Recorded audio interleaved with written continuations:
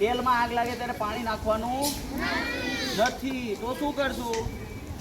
તો આવા લાલ બંબાનો છે એ ઉપયોગ થતો હોય છે. અને આવો આપણે ઘરે ન હોય તો શું કરવાનું? તો એની ઉપર આપણે ધૂળ નાખી શકીએ. શું નાખી શકીએ? ધૂળ. જ્યારે તેલમાં આગ લાગે ત્યારે આપણે છે એ ધૂળ લઈ આવવાની તાજી બધી, અને એની ઉપર શું કરવાનું? નાખી દેવાનું. અને તમને ખબર પડે કે હવે ઘરની અંદર બહુ આગ લાગી ગઈ છે, મારા કાબુમાં બહાર નહીં છે અને હું એને ઓલવી શકું એમ નથી, તો શું કરવાનું? દૂર જતું રહેવાનું. સમજાણું?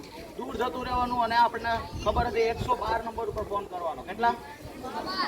112 નંબર ઉપર ફોન કરી દેવાનો.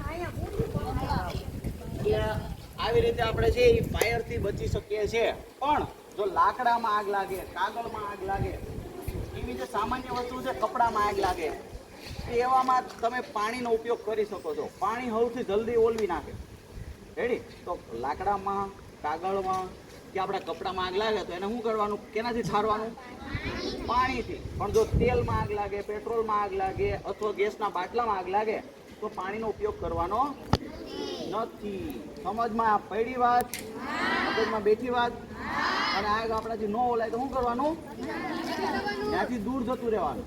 અંદર આગમાં જવાનું નથી. સરસ. તો હવે આપણે એક ડેમો જોઈએ. રેડી?